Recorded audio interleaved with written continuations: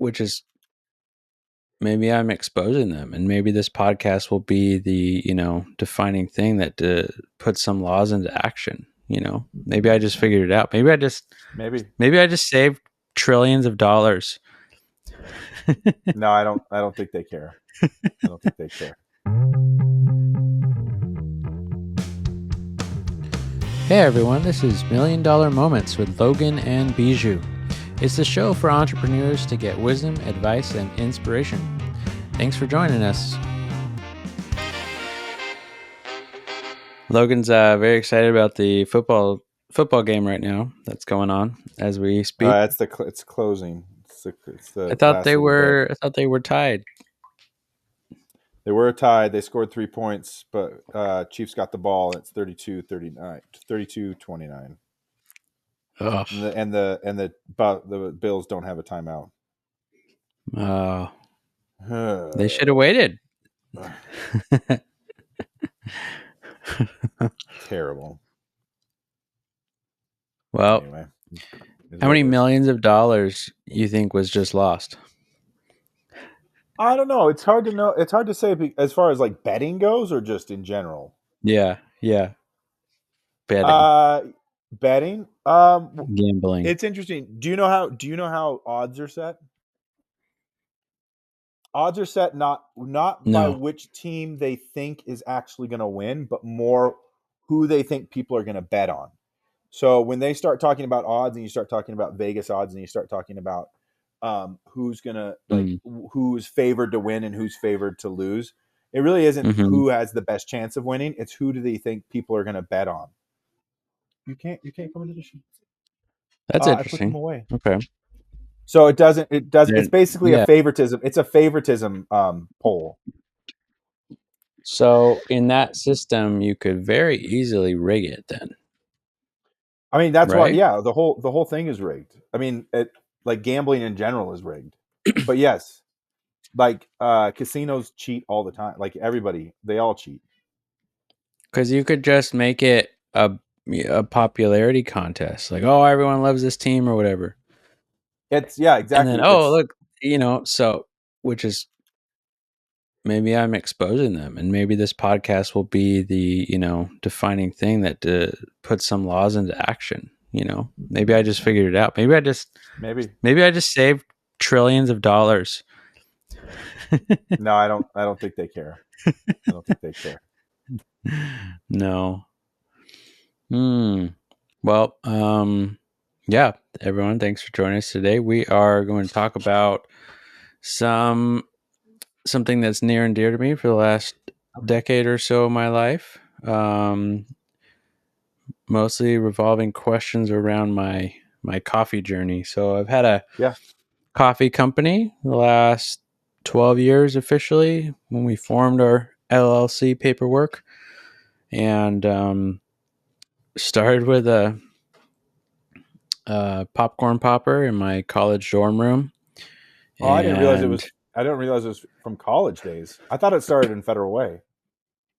Well, my love for coffee started in college because it was a necessity, and I was trying to get I was penny pinching, so much, and so I mean, we had an apartment with 5 guys. I think it was $12.50 a month, and we'd split it 5 ways, so it was $250 a month each, a 2-bedroom apartment. So we were always penny pinching, and coffees were $5 for a latte or whatnot. And so I was like, how do I get this into a so if you make it at home, it costs like $1. So that was my original motivation. But then I was like, okay, pre-ground coffee and espresso machine, little $100 espresso machine, doesn't taste the same as the $20,000 espresso machine at the coffee shop at school. So then I just went down this rabbit hole of, okay, I need a grinder. Okay, I need this and that. And then I found out, oh, you need fresh coffee. And then, so then I did some research and found out, oh, you buy a coffee roaster or a coffee popcorn popper, and you get the green raw coffee. You put it in there, it doesn't make it works decent, and then you have no control over it. You have no whatever, but it roasting coffee, um, the cheapest, easiest way is with a popcorn popper at home. So Huh. I actually had no idea that's how it started. One of my first questions was going to be like basically how do you source like the green coffee? Is that something that you could just get on Etsy or Amazon? Is like the green raw coffee, the coffee beans before you even, or is there like a distributor? Or is mm, like you go to like Whole Foods? I have no concept of where you start, where you even begin. okay, yeah, I nowadays it's pretty easy to source small quantities of raw coffee. Um, yeah, there. But when I started, it was if you went directly to an importer, there was no online stores anywhere that were Yeah. doing by the pound raw coffee. So if you went to an importer, you'd have to have a reseller's license, and you'd have to set up an account with them, and then you'd have to buy a minimum of one bag of coffee, which was anywhere from 60 to 70 kilos. So Oh, they went it's kilos, not pounds. 132 to 154 pounds of coffee. That's a lot of coffee, right? That's a So, lot of coffee. so what I did was I went to a local roaster and I said, "Hey, can I buy green coffee from you?" Because they were roasting it, Mm. and they were like, "Oh, I guess so." So I bought, I think, 5 pounds, and that was, I don't know, $3 or $4 a pound at the time. And this is in And California, right? yeah, it's California. And then now, so then I found out, okay, once I got to scale, then because I started buying in bulk, because I mean basically the bigger you get, the cheaper it is, right? So, Right. but yeah, I teamed up with several different distributors, and you can get samples from distributors, and then it's really all what it comes down to is who's your audience that you're selling to, what do they Right. like, um, and then figuring out the quality and the grades and the consistency and the Right. farm relationships, and all these different nuanced things about it. But yeah, so now I source it all through primarily one importer, and everything is you can only get the coffees that they get through them. So they have these relationships with these farmers, where they're saying, hey, we're going to buy from you, for the next 5-10 years or indefinitely. So we're the only ones that are going to be able to supply you with this coffee. So, and it's a little bit of like a nuanced thing, like wine, Yeah. um, Okay. where it's like this lot from this farm, this farmer, this is the soil conditions, this is so it's very like micro lot coffee, micro lot wine sort of thing. So you're getting it from, if you go to a big brand, the problem is they have to do so much volume Okay. that they can't say, and the problem is with consistency. So they can't say, here's if they need, I don't know, 10,000 bags of coffee, and this farm doesn't even have that, um, then they can't sell it, right? Because so what they do is they buy several lots or several farms or even several years of coffee. So they'll buy past crop coffees as well and blend them Gotcha. all together, and then say it's all from Colombia, and this is a Colombian roast, or this is our house roast, or whatever. And so when you mix all the different years and lots and processing methods and farmers and everything together, you Yeah. get really, really muddied flavors and very basic flavors. And when you separate it all and you do micro lots, you can get kind of more wild flavors, Is more that nuanced so? flavors. I feel like we're kind of jumping ahead because you started talking about like kind of bulk buying or getting all that, talking about the big Uh-huh. guys, but you didn't start out. You obviously, I mean, you're where you are now from where you started. Where you started was in your college dorm, Mm-hmm. but you obviously didn't know any of this when you started, right? You was Yeah. more of a hobby, and then when do you think that it turned from hobby to, hey, I could make this into a viable like revenue stream? I well, I think it was mostly my wife, Callie. She's more always more business driven than I've been. I'm Right, more about the how do I make an awesome thing, and she's like, cool. How do we sell it? You can't just right, spend all this money on making awesome stuff and buying more equipment. So how do we make it sustainable? So, um, yeah, I think the marketing aspect of like, hey, we could make this into a thing, and so we can um, basically. Uh, Start selling it to friends and family, and then like we'll try to sell it to our local church. And um and I think there was this um well it was 2 years of that, basically not knowing how to do it, what to do, who to sell to, anything. I was just literally saying, hey, you want a bag of coffee? And it was pretty frustrating because I would have to, everyone drink, most people drink coffee. And right. so and I would say 99% of people liked our coffee. So, and I would, have all sorts of different types. So, um, and I could roast it customly, differently for them or whatnot. So, but what I would do was I would text everyone like, hey, remember how you liked that coffee last time you Right, want another bag?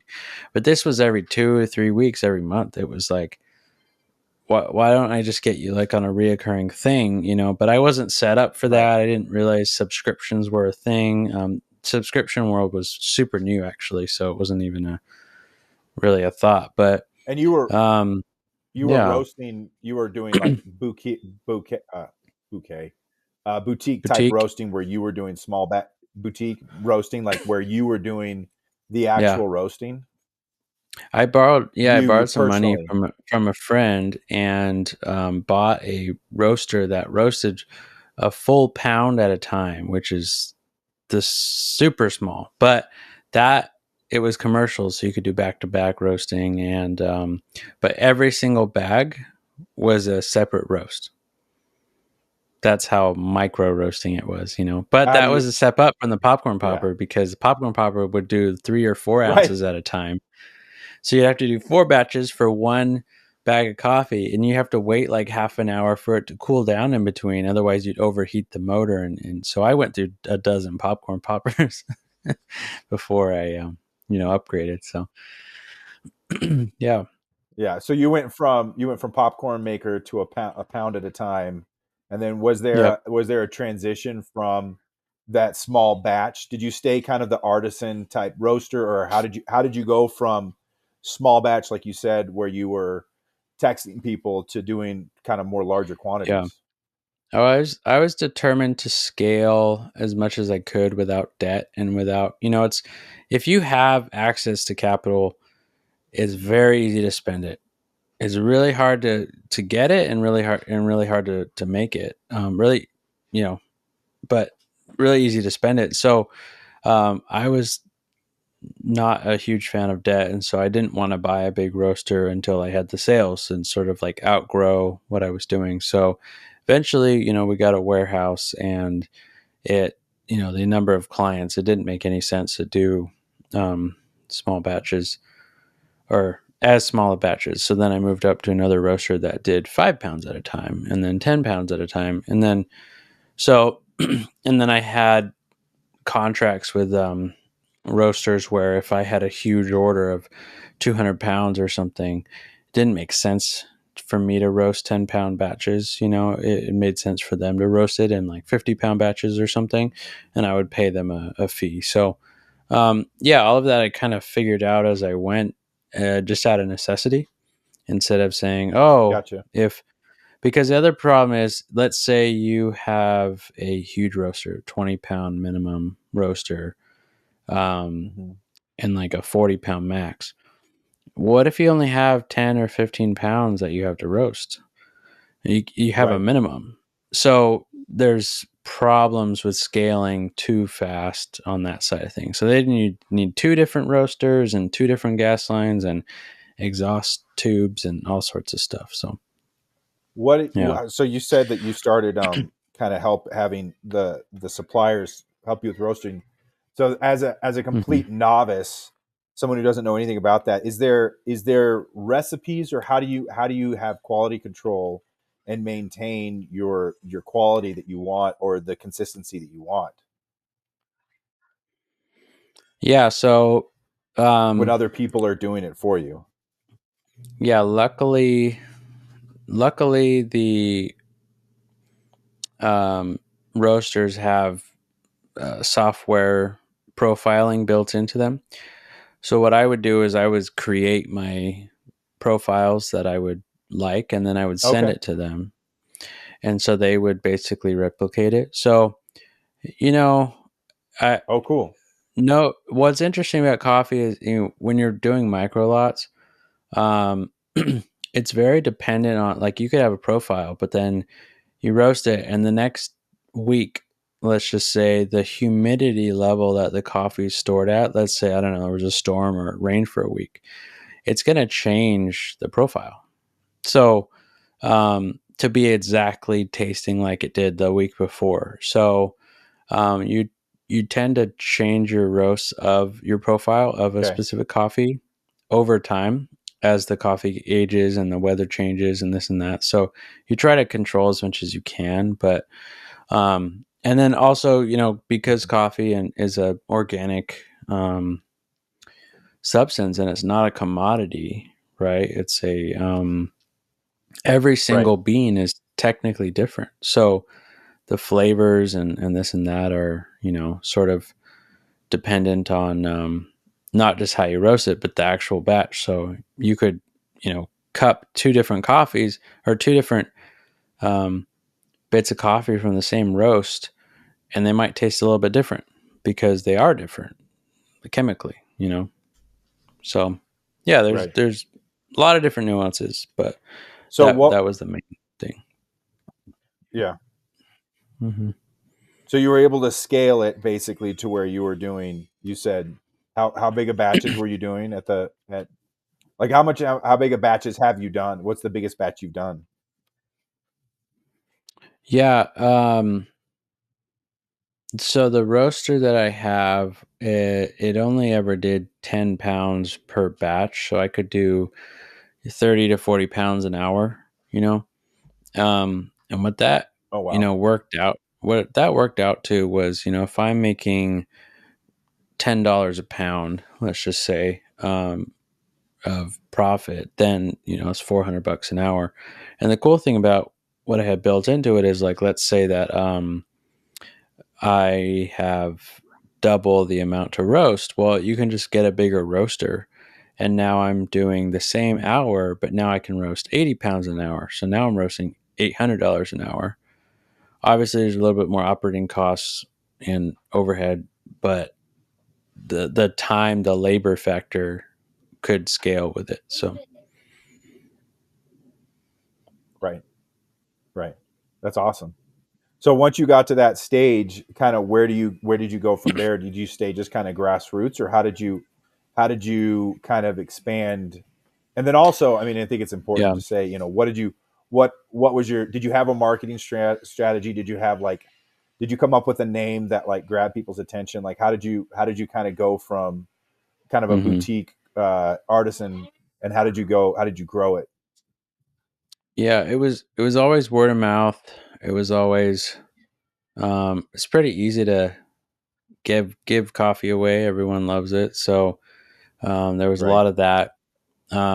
Yeah, the name is Holy Schmidt Coffee, which my last name, and it was very catchy. And my grandma's actually the one that came up with it. So, but it was it was all grassroots. It was all, I tried Facebook marketing a bit during the holidays. I did a lot of social media marketing, and then they changed the algorithms of how you find people, and you kind of had to pay to play. So, but a lot of door knocking, a lot of going to different places and just saying, hey, and a lot of self doubt and questioning and being like, um, when should I stop doing this? Because it's not making money or not making what I thought it would make, or, I'm years in and Right. I'm this and that. When is it not worth it? And at one point I would drive an hour because I was roasting separate from where I was living, and I would drive an hour down to roast a couple bags of coffee, after doing my full-time job. Drive an hour, roast 2 bags of coffee, make like $10, and then drive all the way home and ship it out. It was like, this is not sustainable. But the thing that kept me going was I didn't know what would be better to do. So I think that's one distinction. Like, um, it's easy to quit, but if you don't have, if you just don't want to keep going, that doesn't solve anything. But if you are Right. like, no, I have an option for a better opportunity, then maybe quitting does make sense. But for me, I didn't know. I didn't know what that better opportunity was. And so it was, if I would have quit, it would have just been me saying, I can't do this anymore. I quit. It wasn't I Mm. have this better opportunity and my time is better spent over here. So that's really one of the main factors that kept me going. And then when you're just in a space for long enough, you meet people and word gets around. And I would get calls years later saying, hey, remember that time that you know gave me some coffee? Well, we're ready now. So it's pretty funny. And I, even 10 years later, I still get calls from years ago. Really? So And that's all yeah. word of mouth. And then you said Yep. Hmm. prescription subscription based. So you built a. When did you find out, or how did you stumble on to subscription based kind of recurring like ordering? Oh, I think I lost you. Did I lose you? Yep. We're Are you back. there? Yeah. Yeah. Can you hear me now? Did you hear my question? Yeah, I can hear you. How did I stumble into, what did I stumble into? Subscription based, like subscription based. Did you? Oh, How did you okay. find subscription based? How did you find that? Yeah. Well, there were friends in Portland that were doing it, subscription model, shipping things. And also it was just coming on the scene, where everyone was switching to that model, realizing they're going to make more money that way, saying, hey, this is a subscribable product. And some of the research showed that like typical people won't fall off of that bandwagon for 3 to 4 months. And so instead of getting a product that was a one-time use, so, and even now on my website, it's subscription first. So it's like, hey, I get that people want to try my coffee, but I also know that it's great. It's a really good product. So, just subscribe to it, basically. I get that they want to try it. You could sign up and then cancel, after a Hmm. month. It's the same. No, there's no difference in cost. But just making it that by nature, um, is the way I went. But most of the money was really in, because that became a very saturated market. But most of the money was all in the commercial aspect of Okay. everything. So All right. yeah.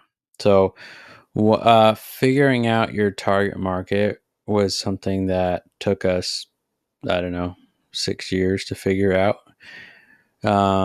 Instead of, we just knew we wanted to sell coffee, and we just enjoyed it. But had we figured out the niche of it, once we were in it already. So, and I don't think we would have figured it out by researching. Gotcha. Yeah. You couldn't have figured it out. It was more just kind of like by um, just a natural type growing and figuring and seeing what's out there market wise. So do you find did you Yeah, I find mean, that like because offices like yeah, who was your target? You said commercial, but like what specifically commercial?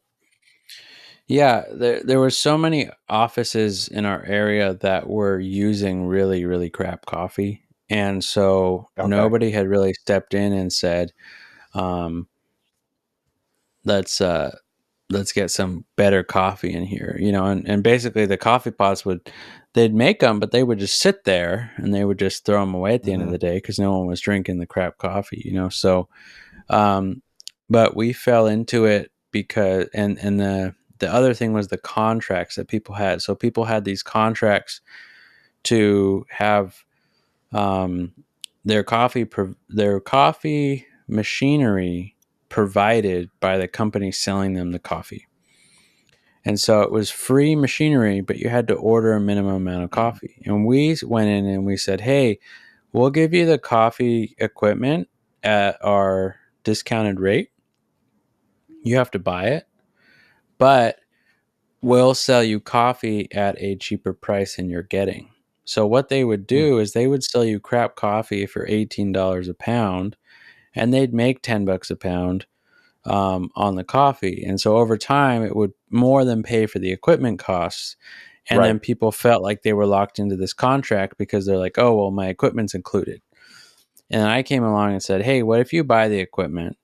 It'll and then I'll sell you coffee at $12 a pound. So I'm saving you $6 a pound, right? And so that Right. cost is going to offset the machinery costs in 6 months to a year or whatnot. And then it's all better for you in the long run and you get a better product." So we came in and we changed up the model. But I didn't know that was the model until we tried to sell to commercial places. And Right. so you yeah, you can't. And then even further than that, we started building out coffee shops for these offices, like a full blown coffee shop. So, um, and we were hired as consultants to come in and say, well, they brought like Pete's and Starbucks and the big names in there, said, "Hey, can we build a coffee shop?" And they said, "You can put a full blown Starbucks in there, but not our own coffee shop. It has to be a full blown Starbucks one." So we basically stepped in and said, "Well, we could do it. We could, we'd been in the coffee industry for a long time and we knew all the equipment." So then it started. Okay, now we need to.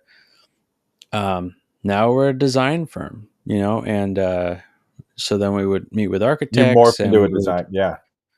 yeah, and then that morphed into, okay, they're going to buy $200,000 of equipment for this coffee shop. Why don't they buy it through us? So then I would contact all the manufacturers and say, "Hey, give me the wholesale pricing." So then we sold them the coffee equipment, the design services, and then when it was all said and done, we would offer them training and to sell them the coffee. So it morphed into that. But Wow. So literally from popcorn popper is that to, so this is kind of present, is this present day? Like are we at present day where you're at, or did the business model take another turn?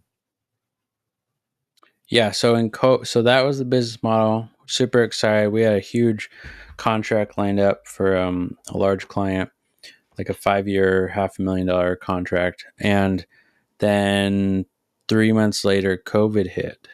And we realized, well, one, I was like, "Oh my gosh, we're going to lose so much money," because businesses were shut down for 2 weeks. And I was worried about 2 weeks of losses. And Yeah. then that ended up being a whole year. Right. And so the problem with our niche was that it was greatly affected by COVID. So we were diversified, but not heavily diversified. So we had our Hmm. online subscriber base, but most of our revenue, I'd say 90% of it, was coming from business to business and these design contracts and things. So, um, but then coming out of COVID and everything, we realized our model is not going to work in the new day and age because COVID really shook things up with the affordability and the of businesses not paying for rent and having everyone remote. So we realized, this is not something to keep pursuing. So it's been sort of in the limbo stage of everyone and their, cousin has a online roast subscription coffee company. Yeah. And then less people are in the office, so selling traditional B2B. But what's weird is even though those things are true, because we've been around so long, our name is known in a lot of places, and we still get calls for new businesses. We just got the Lego headquarters office contract.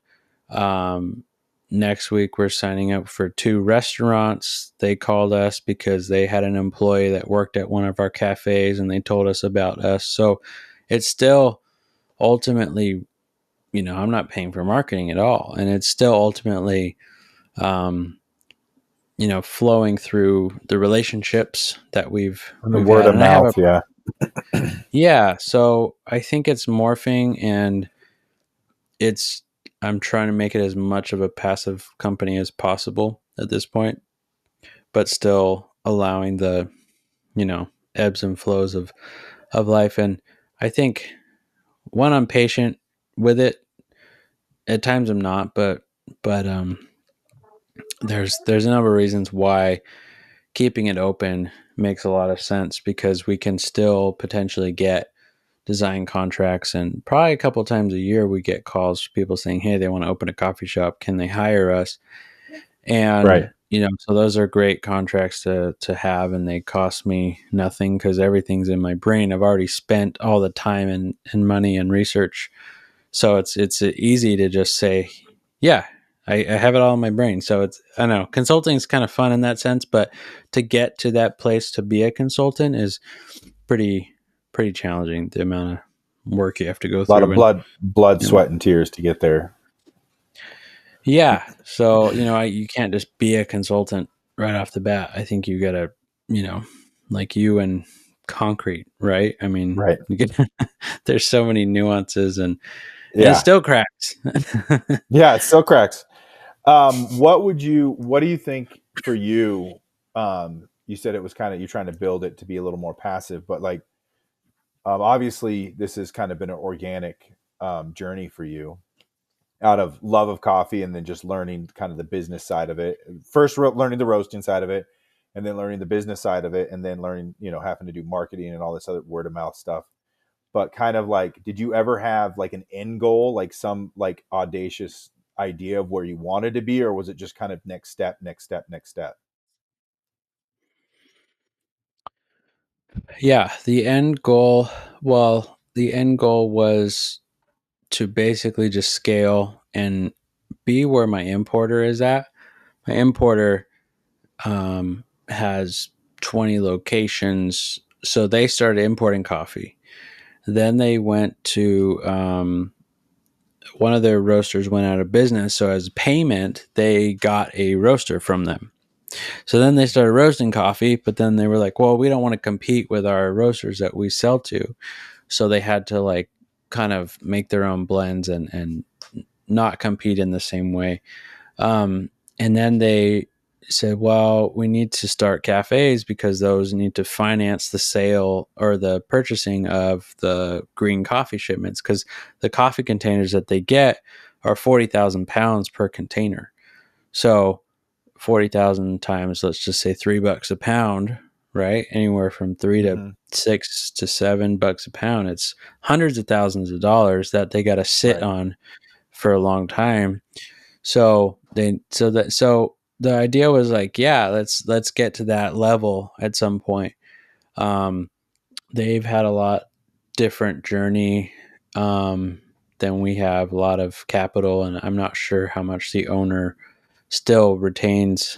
My wife and I own 100% of the company, so that's nice. And we had a partner come in at one point to try to, give us some cash for equity. And I've always had this sense of like, well, I don't have a specific reason to need the money, Right.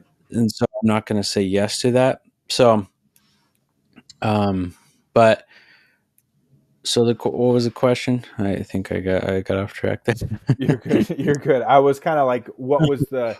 Did you have? I mean, End goal. this can obviously, yeah. End goal. It could have changed over time. It could have been like right when you started, you're like, Yeah. this is going to be my be all end all, and then as you got into it, you're like, maybe I scale it back and I keep my 9 to 5. Mhm. Was there ever a point, or was there ever kind Oh, of okay. like Yeah. what was the goal? The other thing was we were donating to um, different nonprofits, and we still do. But the ultimate goal, was to try to just have something. We found out that churches generally donate 2 to 3% of their income outside of Mhm. their church. And we were like, hey, what if we started a company that produced a product? So you're not relying on donations. We wanted to start a nonprofit. Um, this is a for profit, and then we're going to donate 10%, and like each year, let's, try to up it to 20, 30, whatever is, Mhm. scalable. And so we've done that to where, we donate a good percentage of funds. And that was the real goal, is to make something that's passive enough to where it generates funds to then donate, you know, 10%, which is, up to 10 times more than churches donate. So it was just Right. sort of that idea.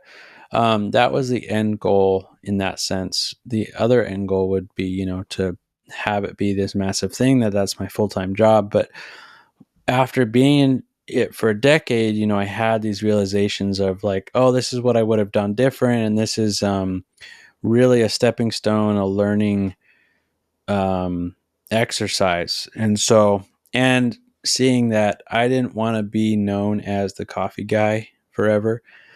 And then also Malcolm Gladwell wrote a book about researching that most professionals, athletes and such, take about 10,000 hours to master a subject. Right. Yeah. And so anything beyond that 10,000 hours is so nuanced that, to a layperson, it's not going to be that critical. But what's interesting about 10,000 hours is it's roughly 5 years, 5.5 years of 40 hours a week.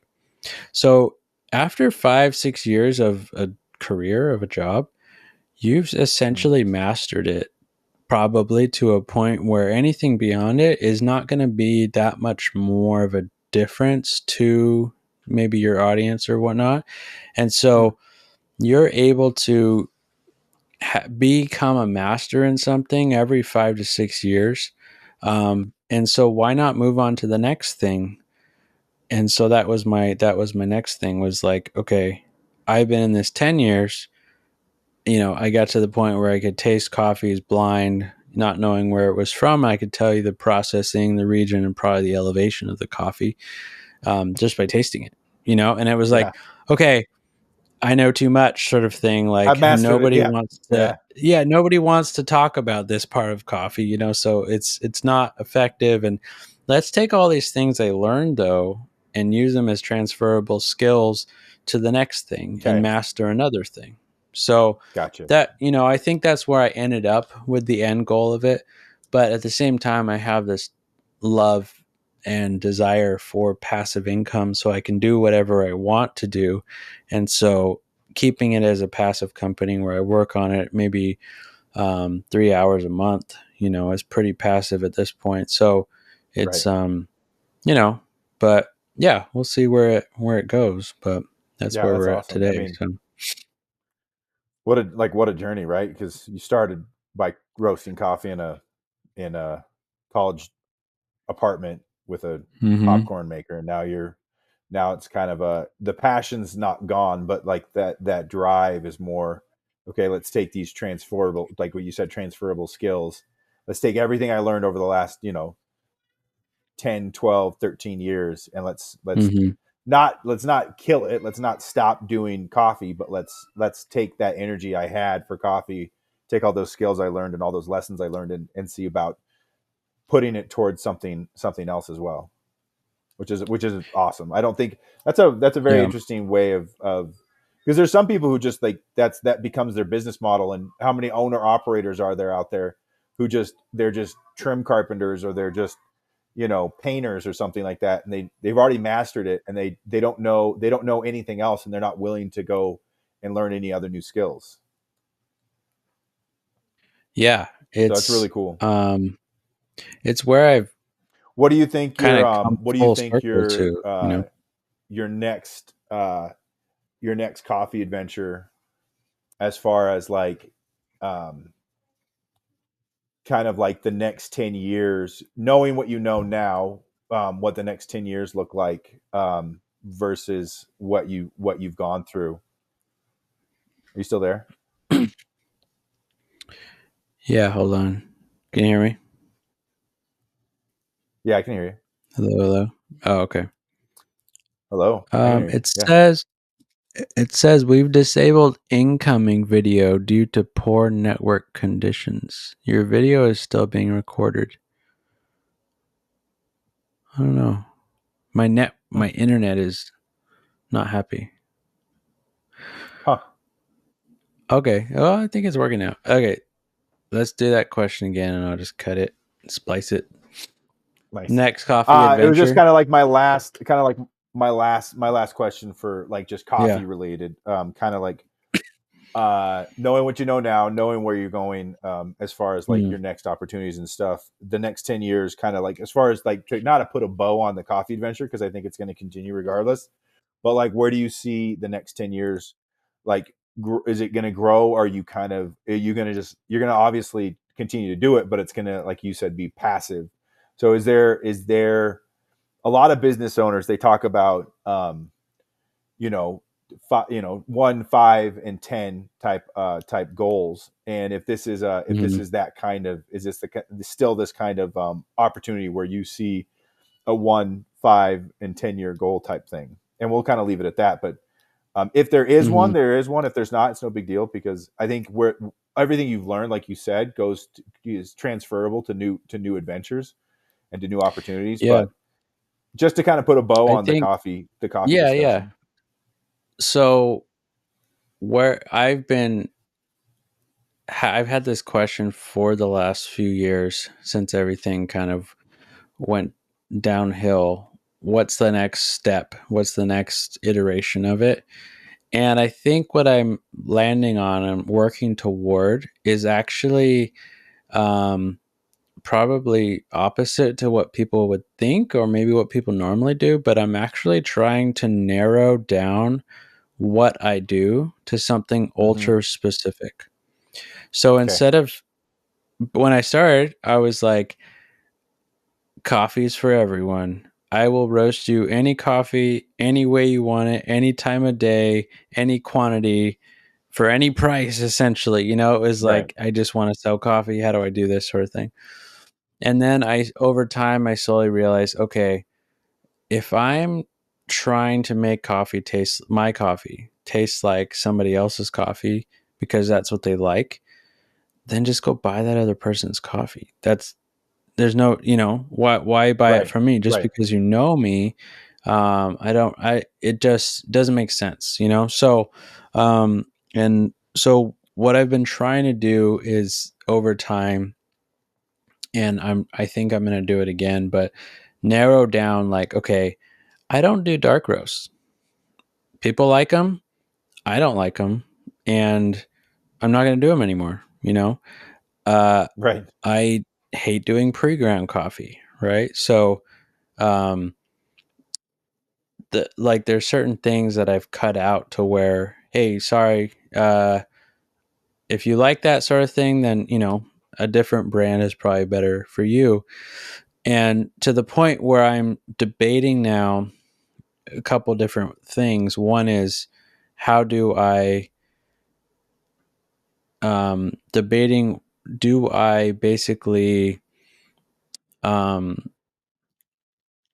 alienate the mass majority, because I think that coffee is not so there's two types of coffee drinkers. Okay, there's your everyday cup of coffee and your specialty cup of coffee. Mm-hmm. So and most people fall into the everyday cup of coffee, but you're actually trying to target everyday cup of coffee is right. You're kind of actually playing a how do I get this cost down as low as possible, because that's ultimately what people want when they're coming down every day. They'll sacrifice quality for cost when it's their everyday cup because the cost compounds so much. And so you'll go and get a Keurig or whatever, a little pod coffee thing, and it's Right. pretty Right. hot garbage in my opinion. But you're like, well, I can't spend $10 every day on a really, really good cup of coffee that takes me half an hour to make. So instead of trying to compete at that sort of level, I'm now playing with the idea of what if I only roast the highest end coffee? So what if every bag of coffee that I sell is $50 to $100? But I'm not competing with anybody that is drinking their everyday cup of coffee.